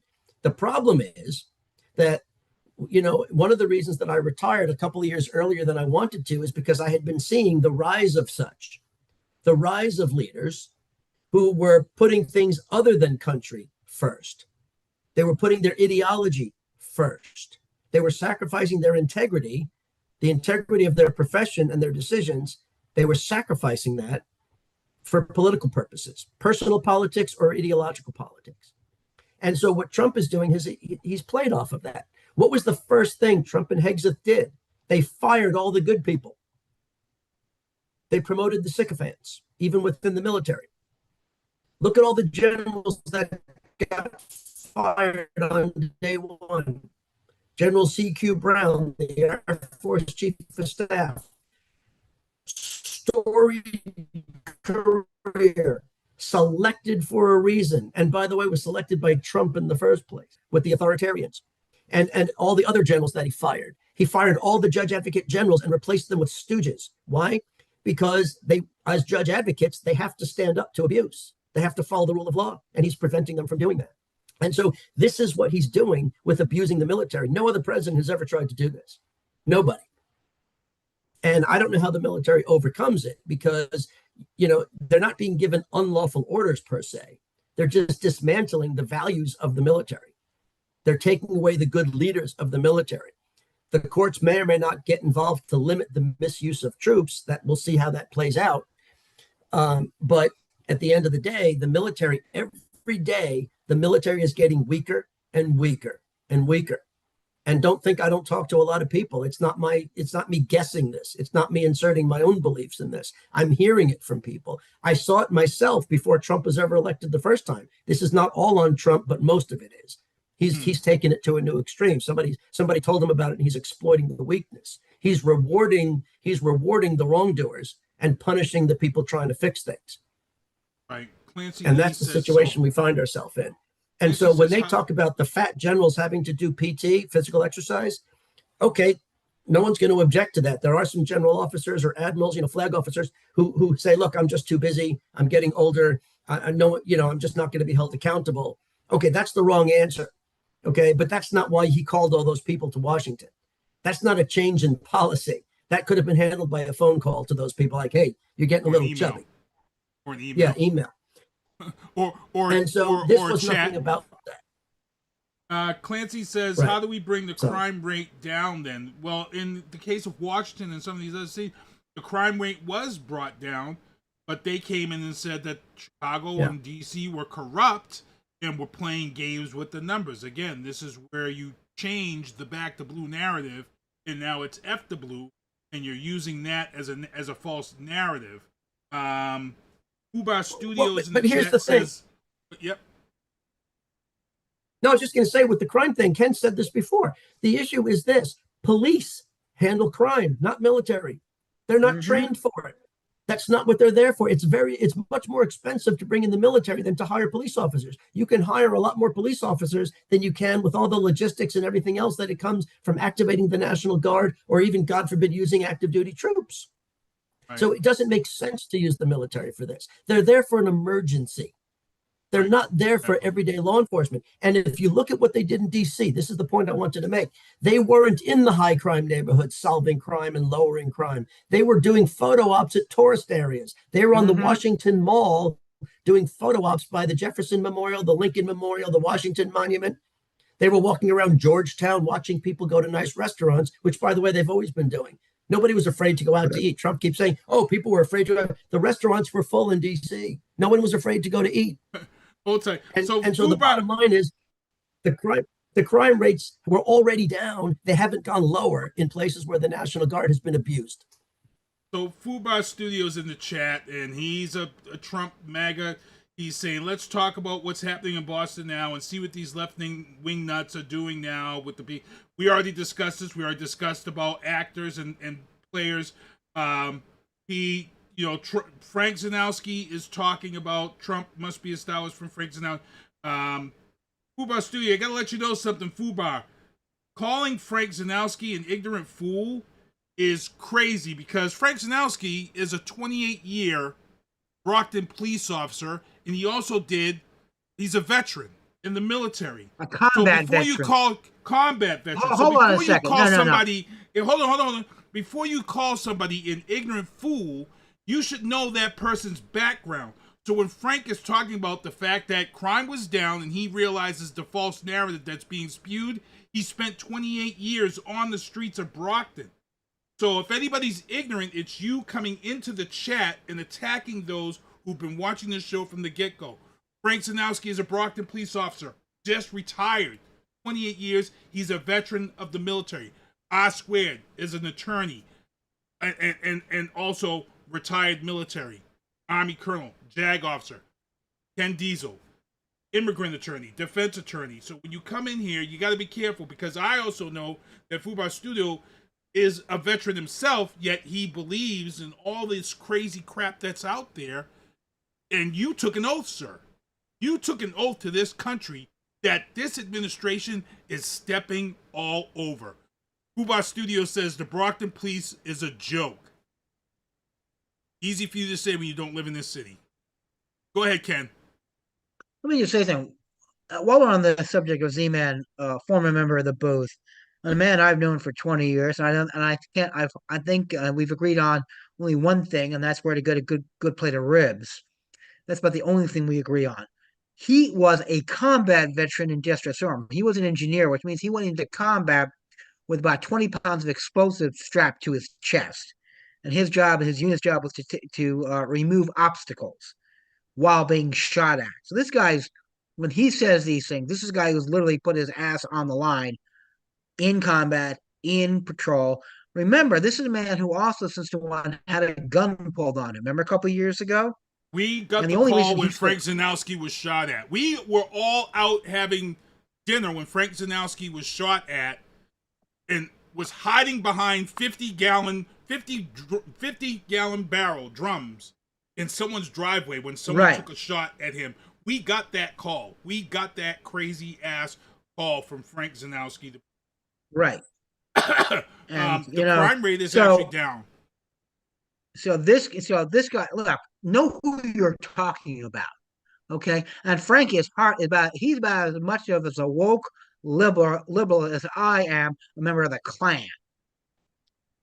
Frank was also a guy that he was at first he believed first he supported Trump, but he learned, and he's I give him credit for stepping up and switching that. But for Fubar Studio to come out here and call somebody an ignorant fool without knowing the fact that this guy's a 28-year Brockton police officer veteran and he's seen some shit, and the fact that he was over and fighting for us overseas, I can't believe it. The stats were out there, Fubar. Do your homework. The stats were out there. I got sidetracked because I wasn't happy with the comment that was made that I felt was disrespectful to guys like R² and Frank, who's in the chat. Let's move on real quick. Marjorie Taylor Greene releasing those tweets about being afraid for her life. She's kind of disappeared out of the spotlight because, why? She stood up for herself and she sided with the women who want the Epstein files released. Ever since she did that, guess what? It's kind of fallen out of grace with the Trump administration. And as I said, she wasn't happy because she never got a cabinet seat because Trump told her he needed her to stay in her other seat because they needed those swing votes. They only had a margin of 3 to 5 votes. So they needed her to stay in the House and Senate and keep those waves there. But she wasn't happy at the fact that he got a second term in and she didn't. She had to sit back. But let's get into this. We're going to go a little bit over because I got to talk about this. I've talked about on my page about separation of church and state in government. Thomas Jefferson was a big part of writing that part into the Constitution. Now, I hear people say there is no separation of church and state that we need to blah, blah. There is. There is a separation of church and state that we're supposed to follow. And my two guys here, they're both Jewish. So when you have, and my son is atheist. He doesn't believe. He believes in the scientific creation. And some people say, well, Keith, how's your son an atheist when you're Baptist? Because I let my son choose his own There mind. you go. Yeah. I let my son have his belief. I don't want to force my beliefs on my son. But here's the thing. I don't mind when the president talks about God or whatever. I don't like when we cross the line of separation of church and state, and now you label Democrats as Satan. President Trump came out and he was upset because this country is now in a federal lockdown. And his excuse, and when he was asked as to why this has happened, he didn't say that it had to do with the fact that 3 GOP votes sided with the Democrats, which is why this didn't go through. No, he's not going to tell you that. He's going to tell you the Democrats are Satan. And this is why this didn't pass, and this is why we're in a lockdown. Not only did he say that they're Satan, Kristi Noem comes out the next day, and when they're talking about this whole Bad Bunny thing, she says it's her duty to have ice at the Super Bowl because God wants it that way. I'm sorry. You are fucking crossing the lines of church and state when you start using religion as a narrative to push a shitty agenda. As I said, both my guys here, Jewish. R Squared has talked about the fact that in the military, you had to be at church on Sundays, even though he was... I'm going to let R Squared start off first, but as I said, both these guys are Jewish. We're just coming out of Rosh Hashanah. Your thoughts on the fact that we're seeing this constant fucking crossing the line of separation of church and state from this administration. I feel it's dangerous, and I feel it's reckless. R Squared, I'll start with you. Yeah, I didn't say anything about having to go to church on Sundays. That I had a lot of criticisms of things in the military, but I didn't say that because that was never that wasn't what that may be true for trainees, but it wasn't true for officers or people who are out in the field. But anyway, the point is, you take the comment by Kristi Noem. That's not necessary. I don't look at that as a violation of church and state because it's not even a religious thing to say. It's just being idiot. It's just idiocy. It's just idiocy, right? It's nonsense. She doesn't know what to say. She doesn't have any justification for what she's doing. So she just says it must be God because a lot of people who support them come from that mindset. But there's nothing religious about it. There's nothing religious about the MAGA movement. There's nothing religious about Donald Trump. There's nothing religious about Charlie Kirk. There's nothing religious about people who profess hate and division. There's nothing religious about people who promote hating of strangers. There's nothing religious about their extremist agenda. There's nothing religious about authoritarianism. Because if you look at what faith leaders have done throughout our history, all faiths, all the Christian faith, Jewish faith, Muslim faith, Hindu faith, all legitimate faith leaders have been against oppression. The people who bastardize religion, the people who pretend to be of faith are the ones who cause those problems. Now, faith is not the answer to everything. Faith does cause it. But the fact of the matter is that these people are talking about, because God in the White House, God didn't put Kristi Noem as the Secretary of Homeland Security. Goodness knows she's an incompetent fool. God wouldn't do that to the human people. And so, people who want to wrap themselves in the flag, they're not patriots. People who want to wrap themselves in the Bible are not really religious. Now, there are some people who are very religious and they live it. They live what they believe. And I respect that, even when we disagree. But that's not what these people are. These are fakes. They're false prophets. Ooh. Ken? Satan? Preach on, Brother Rob. Preach on. That's all I got to say. Democrats calling Democrats Satan in the press conference is the reason why we're in lockdown. You know what? Let me add. I'll add one thing since we got a minute. You know, one of the Republicans' favorite boogeymen for 20 years was Nancy Pelosi. Ever since she became the majority leader and then the speaker, she's just been the favorite target. Right? And she's vulnerable because she's not a very good public speaker. She knows the House rules, things done, but was, you know, more liberal than average or whatever. But the point is that you could disagree with Nancy Pelosi's politics. You could disagree with the way she ran the House. Whatever you want to do, those are legitimate debates. We all have the people we like or dislike in public service. Nancy Pelosi was a devout Catholic. She believed in her faith and she practiced it legitimately. And she wasn't afraid to talk about it. She didn't use it as a sword the way some of these phonies do. But when it came up, she did. Like, for example, on multiple occasions, she said she prays for Donald Trump. I believe that she did. That's what a good Catholic would do. And she didn't want harm to come to him. She wanted God to send him wisdom. I wish he would get some of that. But that's not, you know, that's Democrats have faith too. Joe Biden was a devout Catholic. There are a lot of Democrats that practice various faiths, Catholic, Protestant, Jewish, Muslim, whatever. There are Democrats of just about every faith in the Congress.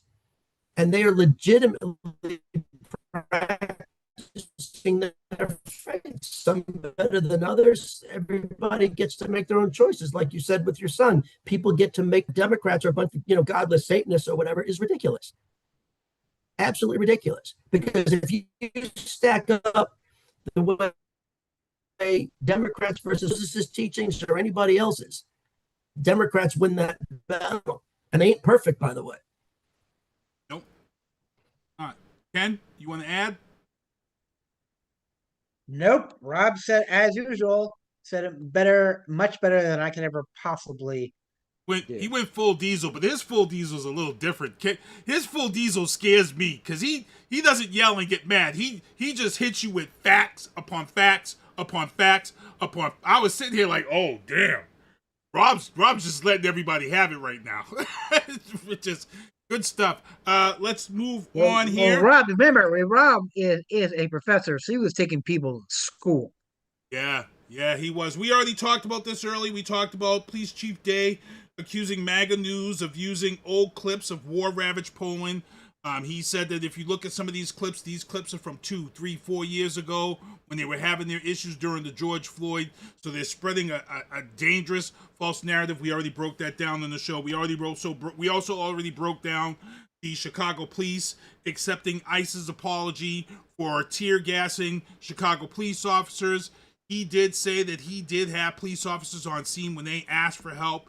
He says the radio transmission that MAGA had been sharing and talking about, the reason why they were told to stand down was because they had already had enough officers on the scene to handle the situation. They didn't want to take officers away from another area.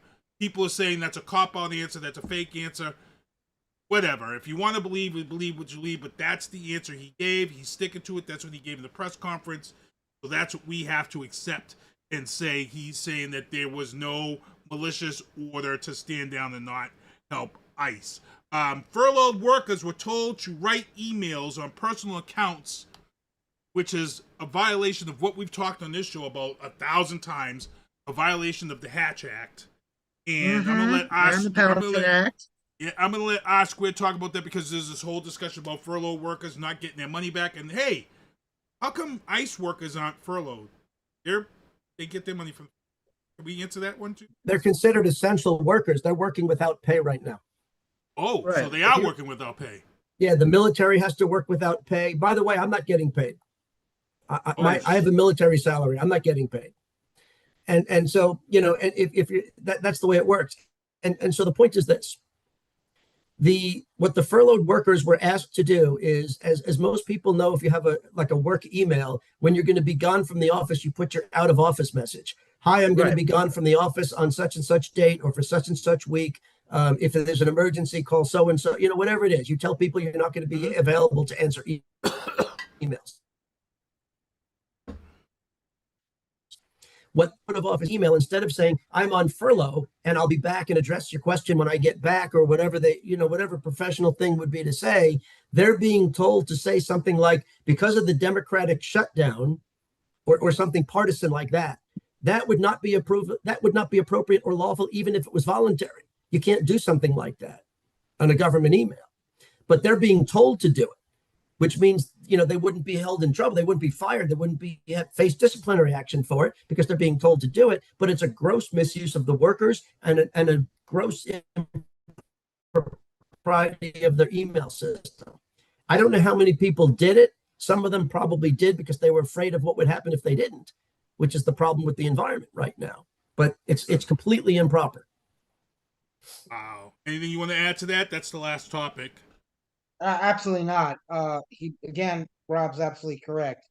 For those of you who don't know what the Hatch and Pendleton Acts are, they are two major statutes that make it illegal for you doing partisan political activity on federal grounds. That's why, when it may seem ridiculous in this day and age, that if you are a representative, a senator, or the president, and you make phone calls raising money for a campaign, you actually have to leave the office buildings and walk across the street to the DNC or the RNC to make the phone call, even though it's literally across the street.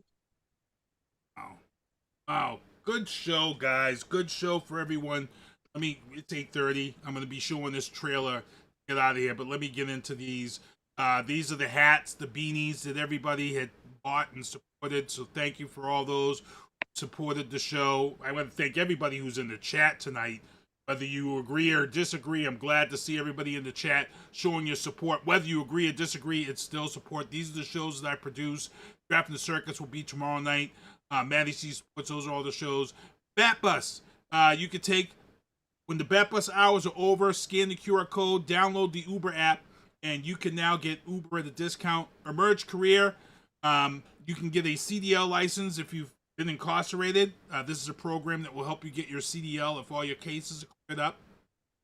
Journey Church on Thursdays, 3 to 6, 10 to 3, food pantry. Ride for free, Bat Bus, till June of 2026. Upcoming events, October 9th, Thursday, Cultural Affairs of Tourism. We'll be meeting at the BCA. We have the Hall of Fame Awards, which takes place on October 9th. We had those guests on last week. Comedy Night for Wreaths Across America takes place on the 11th to raise money for Wreaths Across America. Stand-Up Comedy Night for Sunny Paws Rescue. That's on the 17th. No Kings takes place on my birthday, October 18th, across the country. And then we have the mayor debate coming up on October 21st at Venue 727. And then we have a Brockton School candidate debate on October 23rd at the BCA. And then we have the Rocky Marciano Capiello Tournament of Champions on the 11th. Trunk and Treat takes place on October 25th. October 26th, Trunk or Treat takes place at the Brockton Base Alert Ambulance at 170 Oak Hill Way. Another mayor debate takes place on the 30th at BCA. That's done by the NAACP. And then the Farmers Market is winding down. A couple of weeks left. And then Brockton Rocks are hosting a Trunk or Treat on November 1st, which is the day after. Halloween is on a Friday. Saturday will be Trunk or Treat. These are the people who are running for office here in Brockton who send me their stuff. So if you see somebody here, it doesn't mean I'm supporting him. They just sent me their banner. So Jean Bradley, Duron Court for mayor. Moses Rodriguez for mayor. Jeff Chanel, council at large. Michael Nunez, council at large. Gary Keith, council Ward 3. He's in the chat. Ellie Texera, Ward 5. She's going to be on this show in 2 weeks. Steve Pina. Tony Rodriguez, Ward 4, School Committee. Sandra Centeo, Ward 5, School Committee. And then Ladies' Night Basketball Drill begins October 10th, this weekend at Massasoit Community College. And that's it. I'm going to go around the horn here, let these guys say their goodbyes. I'm going to start with Ken today. Want to thank everyone for tuning in, all 12 of you. Guys, gals, others, be safe, stay informed. We'll see you in November. Squid. Yeah, thanks for listening. Hope you found it helpful. I've said way too much tonight. I'm just going to say goodnight and thank you. Yeah, you let it rip. We're going to get ready to get out of here before SpongeBob takes us home. I'm going to close out the show with this trailer from Predator Badlands, November 7th. As you guys know, I'm a huge Predator fan. Get to the chopper. So Get here that we go. chopper! I ain't got time to bleed. You know, that's a classic Got 80s time to movie. duck? Classic 80s movies with a ton of cliche lines that you could just sit here and spout off after drinking a bottle of this Spirits of Apocalypse that we drank one year on this show. We won't get into that one, but here it is. Here's the trailer for Predator Badlands. It's the final trailer before the release. Here we go.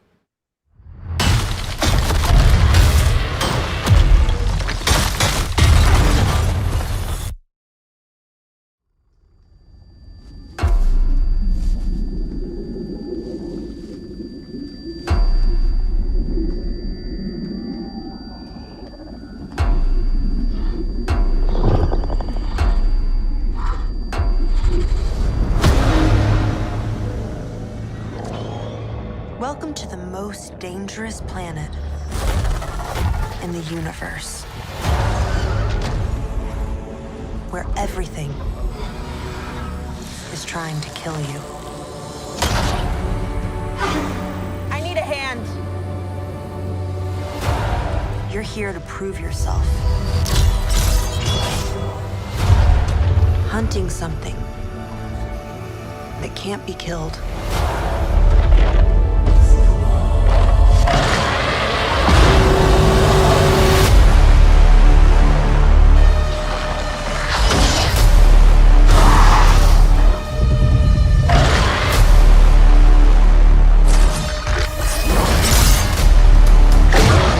We might not be alone in this hunt.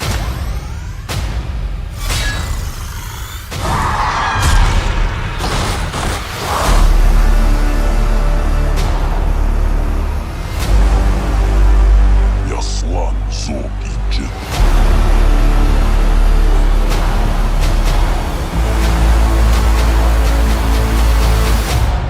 Det jet yollayçış.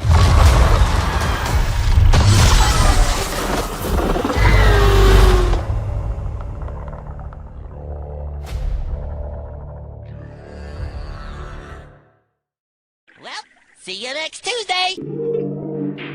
Thank you for listening to The Booth on Hoobazoo and HatcherRadio.com. Please follow the Facebook page and subscribe to the podcast at Apple Podcast, iHeartRadio, and Spotify.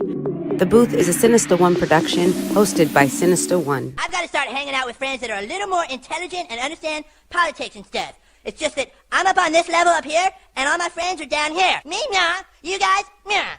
Maybe a little more down in here. Screw you guys, I'm going home.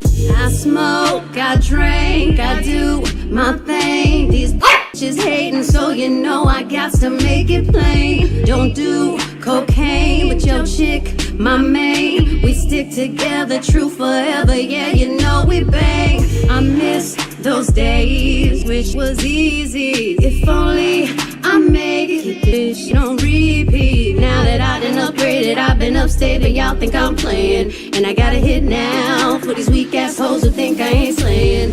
Try me, and I'll probably end up laughing, cause I never back down. I'm that chick with a clean ass whip, I don't need that shit, it's like I'm my own now.